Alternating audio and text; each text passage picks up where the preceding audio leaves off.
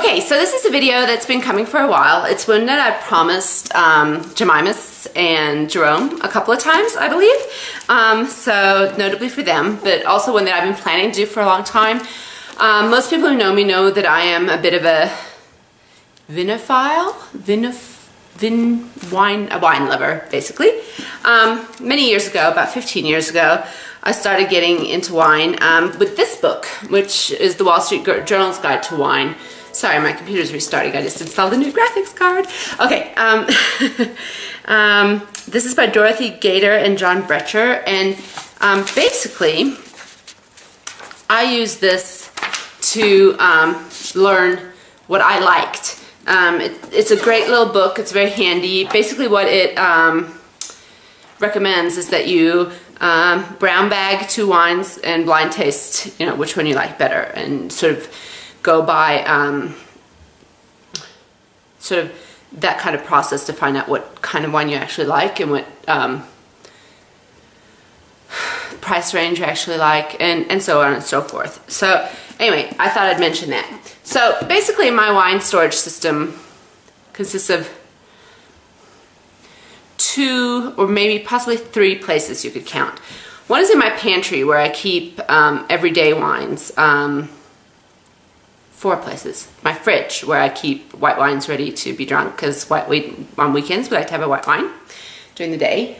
And then I have my pantry where I keep overflow of whites as well as everyday drinking wines, like a house wine type sort of thing, or something that I didn't put away in the cellar, and so on. Then I have my cellar, which is under our basement stairs. We had it built in, I'll show you. And then we have sort of a wine rack down in the basement where wines go to die. Theoretically, they are wines that I will bring out if someone has overstayed and we've had too much wine already and there's no point in opening a really nice wine or even a good wine. So those are for like, they're ones I don't really want to drink if I can taste them. Put it that way. Okay, and then to manage my cellar, I use a program called the Uncorked Cellar, and I am planning to show you that as well. Okay, alrighty, so first is the fridge, where it's looking a little, I don't know, empty. It's shopping day. Okay, so we have a white wine chilling at all times, even though I only really have white wine on weekends. And in the pantry, I keep sort of our everyday drinking or my cooking wine. It's also looking a little empty because it's Safeway day, and what I get at Safeway is our house wine, or what I call my house wine. It's the Cambria Julia's Vineyard Pinot Noir. By the time I get all my discounts at Safeway, it's like 17 or 18 bucks, plus 10% off for 6 of them. So yeah, that's a huge favorite. That's sort of an everyday wine. And I also keep any white wines. I just got a case of this here, so so it's that's where I keep the ones that are going to go into the fridge. Okay, so that was the pantry. It's over there around the corner, and then downstairs in the basement, we had the basement finished, I guess it's 3 years ago now, and one of the things we wanted to put in was a cellar that we can keep a relatively good temperature all year round. And this is like, let me turn the light on in there. So here's the cellar. So like you come down the stairs to the basement and it's in there. And because it's a walkout basement, but this is this wall here is, you know, into the ground. This is sort of the boys' place. Because it's a walkout basement and because it's really cool down here, it stays really nice temperature all year round. So what we have in here is stays about 15 degrees Celsius. That's the coolest it gets. The humidity is not that great, which, you know, isn't that great for corks. But, yeah. These wine racks I got in Australia. They're called Bordeaux. So these are sort of my cellared wines. I really like when I buy from wine.com because you get these little labels. So this is a Robert Craig Affinity Cab Sav. It'll tell you when I purchased it, the rating, and how much I paid for it, which I really, really, really like, because sometimes you forget. It came from there, right? Hope so. Okay, so I have some neat stuff here. We have a Hill of Grace, except that's not it. That's a Euphen something. I got the husband a Hill of Grace a while ago. Oh, it's in here somewhere. And don't worry, it does. That's Lucius. Lucius, what you doing? Push, push. What you doing? He likes being in here. He doesn't like shut doors. We have a selection of Frenchies, a Vouvray, 2008, and it's got a 96. Oh, here's the Hill of Grace. So this is a Hill of Grace. We've had one once before. In 98 we had when we left Australia. This I bought for the husband for his Christmas presents in 2004. A while ago. What you doing, Lucius? Huh? What you doing? So I have some interesting things. I have some ports. That's a 2007 vintage port. I think I have older than that in here somewhere. And I have some Rieslings. This is a Pinot Gris, actually, from Alsace. I try to keep it relatively varied. As you can see, it's pretty full right now, but there are some open slots here and there. What I do is I'll try stuff, and then if I like it, I might get like 4 or 5 of them and cellar.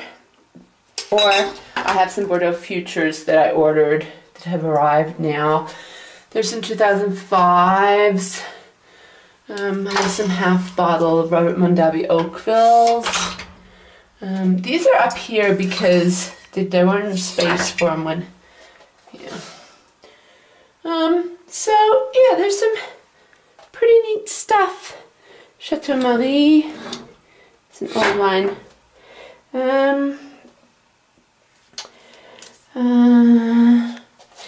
Some Torbrex. Simicki Autograph, Charles Simicki Autograph, which is awesome. This is 2005. And what else have we got? I'm trying to get more Italian. This is a Barolo 2007 because I've discovered Italian wines lately. This is a Spanish Rioja, I'm pretty sure. Here's another port, 2003. That might go on Saturday. Oh no, the 2000 probably will go on Saturday. I'm thinking. Yeah. Sierra Salinas, that's Spanish. And then I try to cellar it for the correct amount of time, but I'm never patient enough. It usually stays in a little bit, but some of these obviously have a long way to go. It's a Roar Pinot. Yeah, so that's the cellar. And then I told you there's a place where wines go to die. And it's up here. It's stuff that my taste has gone past. But I just, this is Tres Picos Bersao Ganache. It's just that my taste buds have evolved past these wines, so they're just being, yeah. Don't make me use my crabby mommy powers. Okay, so I'll show you the cellaring program that I use. Okay, so this is the program that I use, and it's called the Uncorked Cellar. And what it has is, okay, this is my cellar. So right now I have it sorted by multiple fields. I have it sorted by when its peak drinking time is, how many I have, and what variety they are. So, okay, so we have the peak year is here in this sort of yellow column. It tells you what year it's best drunk, but if it's bright yellow, it's ready now sort of thing. And then say I wanted to have this Pinot Gris, which I'm going to have a couple of bottles of on Saturday. Say I wanted to uncork a bottle of that. These big signs here show me where they are in the cellar, what row, whatever. So when I add a new wine, I first pick what country it's from. So say I just bought some Italian, and say I had a Barolo.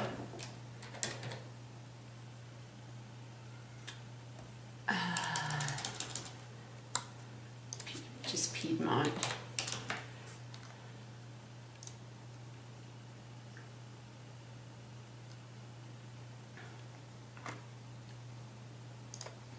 There. It shows which wines they have in there. So say I had an, excuse me, that was silly, I just scrolled through there. So say I had a Palo Scavino and I was looking for it, I would just go, okay, Italy, who was I looking for? I can't remember. Let's do it for Telly.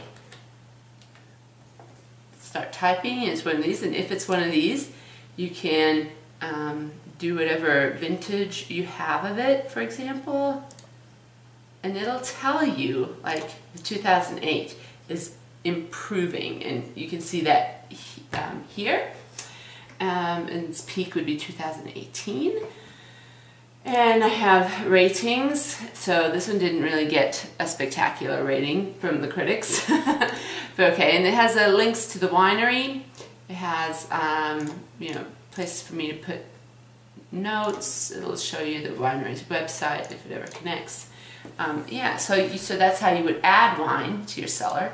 And then you have your wines that are in the cellar here. So I have ones that will be ready in 2024, 2028. Yeah, very likely. Okay, so that's the Uncorked Cellar, and that's how I keep my wines organized. And yeah, that's it.